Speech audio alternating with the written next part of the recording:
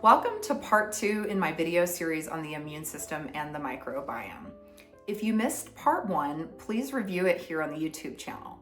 In part 1, we reviewed how the immune system is trained in the gut by the microbiome.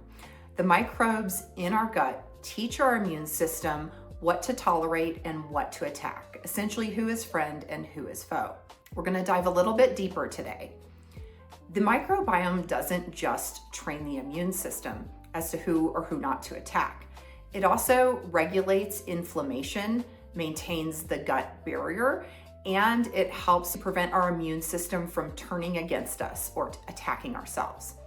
So if you're somebody who deals with chronic inflammation, or you have autoimmune tendencies, or you have frequent infections, please pay attention because this is all going to start making sense to you. I'm Dr. Katrina Coulter. I'm an infectious disease physician, and I make educational health videos with a focus on the microbiome. Just a friendly reminder that this video is for health information purposes only and is not meant to be taken as medical advice. Let's get right into it. The gut barrier is essentially our immune system firewall. The gut lining is only one cell thick. I just want you to let that set in for a moment. There is one cell between trillions of microbes, undigested food particles, and environmental toxins and your bloodstream. Just one cell. In between these cells are something called tight junctions. And if you think of the gut barrier as like a brick wall, the tight junctions are the mortar. And the tight junctions have a simple function. Let nutrients come across, keep everything else out. So if the gut lining or the gut barrier is in healthy condition, the immune system functions well. It's strong, inflammation stays controlled, and you don't overreact in response to perceived or real threats. But when this barrier integrity starts to break down, this is when we see chronic inflammation. Bacterial fragments called LPSs or lipopolysaccharides can leak into the circulation, and this creates chronic immune system activation and inflammation. Our immune systems are wired to respond with an attack to a pathogen. They are not designed to be the chronic cleanup crew of debris from a broken down gut barrier. And so when this occurs, this is when we start to see immune system dysfunction, autoimmune diseases, and chronic inflammation. So how do you make sure this gut barrier is well maintained and healthy? That's what our microbiome does. It's amazing. These bacteria are like the brick masons that are maintaining the wall. They're making sure the bricks aren't broken. They're replacing them with new healthy bricks and giving the bricks the fuel they need, putting the mortar in between the walls. When we eat fiber, our good gut bacteria ferment that fiber into something called a short chain fatty acid. These are microbial metabolites that work as signals. We have 3 different types. We have butyrate, propionate, and acetate. Butyrate you can think of almost as the mortar between the wall. So the butyrate helps nourish these intestinal cells, and it helps maintain these tight junctions, as well as it helps to trend your immune system towards anti-inflammatory cytokines. So it downplays that inflammation. So our immune system is fueled by these fermentation products of the bacteria. Another way to think of it is like a fireplace in your house. The fiber that you eat is the firewood. The bacteria are what are putting the firewood into the fire. And then when it combusts and we get heat that warms our house, that is the short chain fatty acid. That is the breakdown product. So if you don't eat fiber, there's no fuel to make your house warm. And if you don't have the bacteria, there's nobody to put the firewood into the fireplace. Your immune system really needs you to be eating fiber. No fiber means no production of short chain fatty acids. weaker barrier integrity, and chronic inflammation. So inflammation itself is not the enemy. It can actually protect you against an attack. But the problem is when you have chronic inflammation at a low level, and this is going to damage your cells. It's going to use up your energy, and it's going to result in autoimmune conditions when this runs out of control. Your microbiome is what helps determine which direction this is going to go. So we talked about antioxidants a couple weeks ago. Please review that video if you haven't had a chance to check it out. And I want to share with you how this fits into the picture. When your immune system is activated by a pathogen, it creates a reactive oxygen species to destroy that pathogen. So one way you could think of this is like a molecular spark. The reactive oxygen species are molecular sparks. So if they're not controlled, they can damage your tissues. They can burn your tissues if there's too many sparks. And this is called oxidative stress.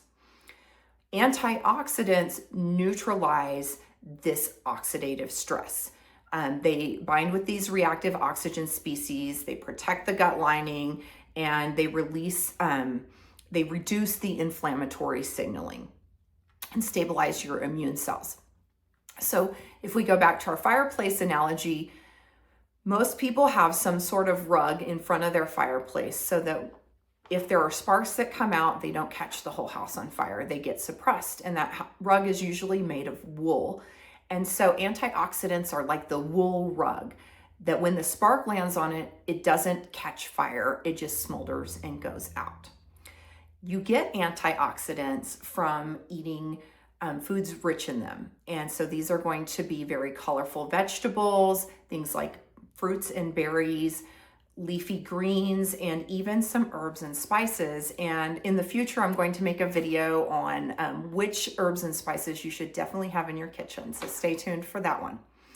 I do want to mention here, as I mentioned a couple weeks ago, that there are no studies that show taking an antioxidant supplement reduces inflammation in the body. There are several studies, however, that show that eating antioxidant-rich foods do reduce symptoms of inflammatory health conditions. So it doesn't work as a supplement, it works as a whole food. Why is this? Because certain gut microbes also metabolize plant polyphenols into more bioactive antioxidant compounds. So you need it to go into your gut as a whole food for your bacteria to act on it and change it into a more active compound. Skip the supplement, eat the berries and the green leafy vegetables. Your microbiome and antioxidants work together to regulate inflammation.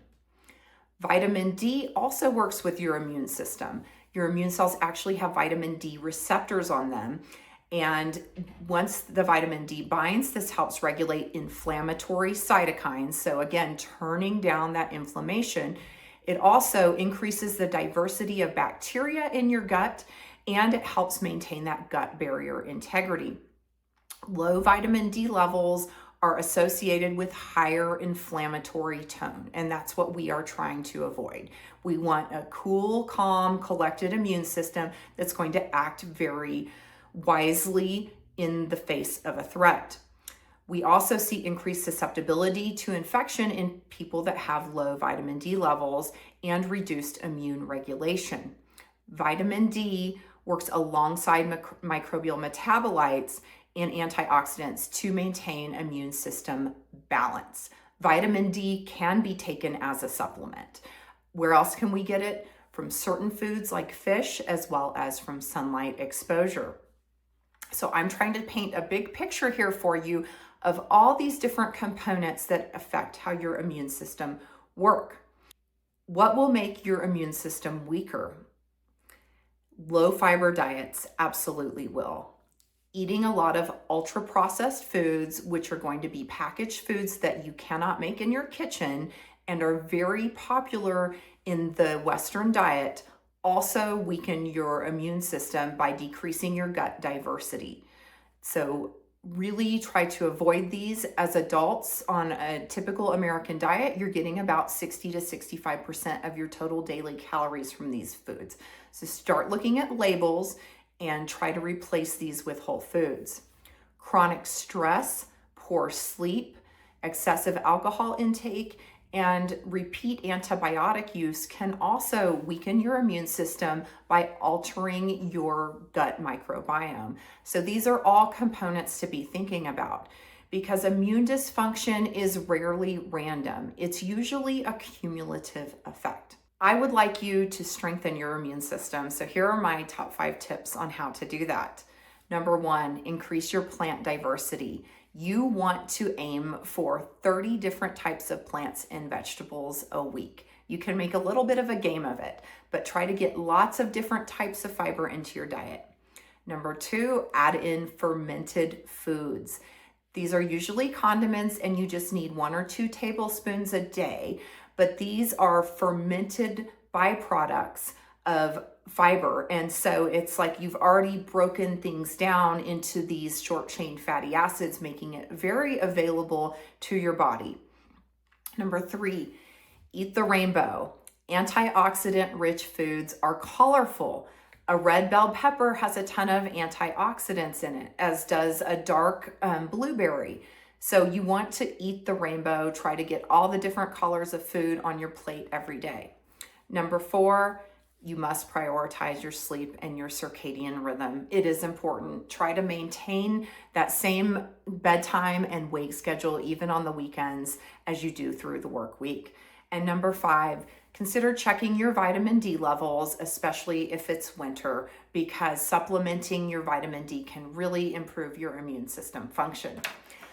As I mentioned earlier, I am an infectious disease doctor, and if you live in Colorado, I would love to see you as a patient in my Canyon City clinic. We're accepting patients starting March 2nd if you have an infectious disease. If you do not have an infectious disease and you don't live in Colorado, or even if you do and you would like to work with me, I also offer health coaching, which is virtual, so available across the United States. And you can find me on katrinacoultermd.com and sign up for a consultation. Otherwise, I will see you on the next video. Thank you for watching.